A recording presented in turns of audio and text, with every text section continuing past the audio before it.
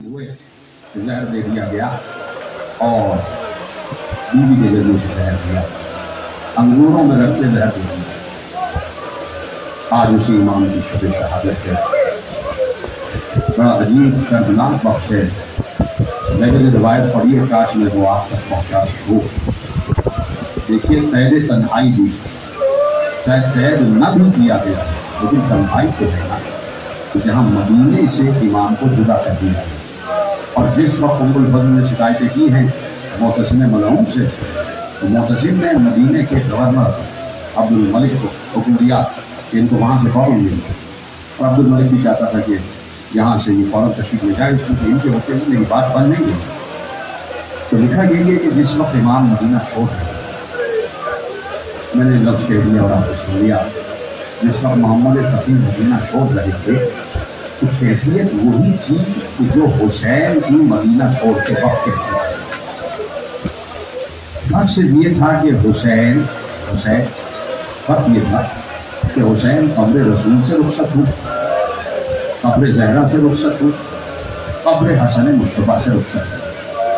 लेकिन यहाँ जब मेरा इमाम मोहम्मद तकी रुखसत हो रहा है, तो सिर्फ यही नहीं कि नाना को आखिरी सलाम दिया है, बल्कि जन्नतुल बकी पहुँचे हैं, दादी की कब्र को आखिरी सलाम दी और आवाज़ दी, है मेरे जद अली इब्न हुसैन तुम पर सलाम। मैंने पढ़ लिया, आपने सुन लिया, सबका सलाम है मेरे जद हसन मुस्तफ़ा, है मेरे जद जाफर सादिक, है मेरे जद मोहम्मद बाकर, आपका भी सलाम। अब रुक कर कहा, है मेरे जद अली इब्न हुसैन सैयद सादरीन, आप पर भी सलाम। ये जुमला कहा कि मौला सैयद सज्जाद, है मेरे जद सैयद सज्जाद, आप भी मदीना छोड़ कर गए थे और आप मदीने वापस आ गए, लेकिन इस आलम में आ गए तो यकीनन कैद आप भी हुए थे, मुझे भी कैद होना है, लेकिन आप कैद के बाद मदीने वापस आ गए। लेकिन सलाम हो आप पर है मेरे हज़रात कि मैं जो जा रहा हूँ, अब मुझे मदीने वापस आना नसीब नहीं होगा। अब मैं आपसे एक जुमला पूछना चाहता हूँ कि कोई बाप घर से जा रहा है, बाप नहीं, चलो कोई घर का अमीर हो, कोई घर का सरबराह हो, वो घर से जा रहा हो, तो घर वालों पे गुजरती क्या है। और जब वो ये बता के जा रहा हो कि अब से मैं जा रहा हूँ वतन वापस नहीं आऊँगा, अब मैं वापस नहीं आऊँगा। इस वक्त इमाम मदीने वापस आए थे ना, जब उम्मुल फज़ल की शादी हुई है, उस वक्त 19 बरस इमाम की सीने मुबारक था। कुछ 3 या 4 बरस इमाम रहे हैं और आ गए वापस। इमाम बगदाद वापस आ गए, इसलिए कि मुअतसिम ने बगदाद को अपना दारुल खिलाफा बना दिया था। इमाम बगदाद आ गए। खत्म के बाद जिस वक्त इमाम को मदीने से बगदाद ले जाया जा रहा था, तो ज़िलहज्जा का चाँद नज़र आ गया। ज़िलहज्जा का चाँद नज़र आ गया, इमाम ने सफ़र किया और इमाम जैसे ही बगदाद पहुँचे हैं, भाई ज़रूर कह दीजिएगा, जैसे ही बगदाद पहुँचे हैं तो लिखा यह है कि 2 मुहर्रम को बगदाद पहुँचे। ये वही तारीख थी जब हुसैन करबला पहुँचे थे।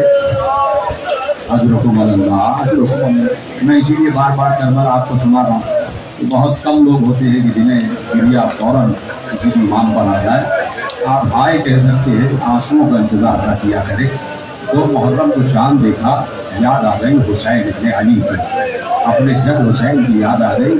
लिखा यह है कि शब आशूर इमाम ने तड़पते हुए गुजारी, शब आशूर तड़पते हुए रात भर जागता रहा मेरा मौला। आशूर का दिन आया, पूरे दिन इमाम ने कुछ खाया पिया नहीं, खा रखा है। और कभी कहते थे हाय सैयद सज्जाद, कभी कहते थे हाय अली अकबर।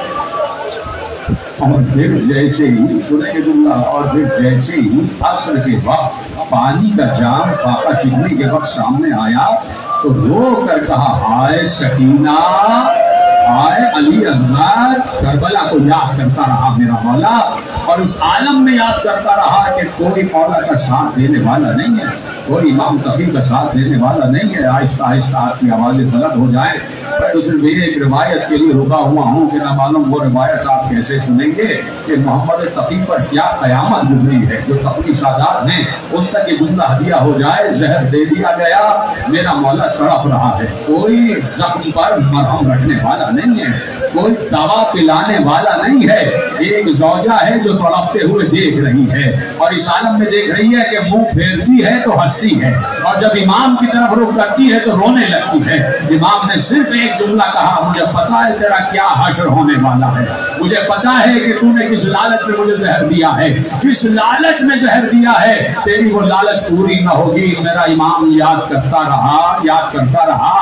तुमने तो सुना है ना, मूसी काजिम के मसाइब तो सुने हैं ना तुमने कि मजदूरों ने लाशा उठाया और बगदाद के पुल पर लाकर रख दिया गया। वो इमाम भी बगदाद में शहीद हुआ और ये इमाम भी बगदाद में शहीद हुआ।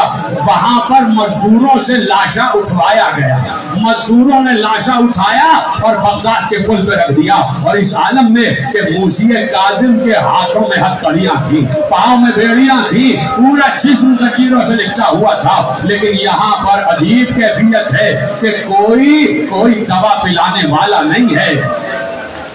नहीं पता मैं रिवायत पढ़ भी सकूंगा या नहीं, और आपको कसम है चादर ज़हरा की, मैंने रिवायत और इसका हवाले का जामिन मैं हूँ, पर आप सिर्फ हाय कर दीजिए।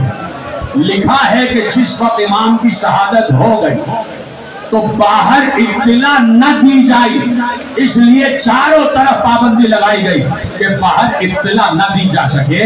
तो लिखा यह है कि 3 दिन मेरे मौला का जनाजा घर के छत पर पड़ा हुआ।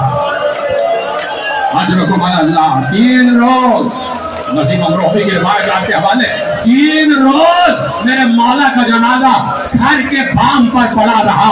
लेकिन जैसे ही चाहने वालों को खबर पहुंची कि अरे हमारा मौला शहीद कर दिया गया, जब चारों तरफ से चाहने वाले निकल के आए तो हुकूमत वक्त ने एक बात कहा कि हाँ जाओ और जनाजा उठा के ले आओ। अब मुझे नहीं पता कि मुअतसिम मलऊन का हुक्म था या ये जनाजा उठाने वाले इतना कुछ रखते थे कि लिखा है कि 4 मजदूर बाम पर गए, 4 मजदूर मकान की छत पर गए, वहां मेरे मौला का लाशा पड़ा हुआ था, इस आलम में पड़ा हुआ था कि कोई देख रेख करने वाला नहीं है। वो राजा जो है वो भी अपने ससुराल, अपने मायके में, अपने बाप के घर में पनाह लिए हुए है। 3 दिन एक बार मजदूरों को बाम पर भेजा गया, मजदूरों ने लाशा उठाया और इस आलम में उठाया कि मेरे मौला के चारों हाथ पांव जमीन पर लटके हुए थे। मेरे मौला को कमर से उठाया गया, एक बार सीढ़ी की तरफ आने लगे। तो तुम्हें चादर ज़हरा का वास्ता, मैं रिवायत पढ़ने जा रहा हूँ, आपकी आवाज़ गिरिया बंद हो जाए। सीढ़ी की तरफ जाने लगे, न मालूम खुद से हुआ या जानबूझकर हुआ। लिखा ये है कि मेरे मौला का जनाजा घर की छत से जमीन पर वैसे आया जैसे मुस्लिम का लाशा दारुल अमाना से जमीन कूफा पर गिरा था। अरे मेरे मौला का लाशा पाम से जमीन पर आया, किसी बीबी की आवाज आ रही थी। अरे उम्मत ने मुझे कब्र में भी चैन न लेने दिया। हाय मेरा मुस्लिम, हाय मोहम्मद।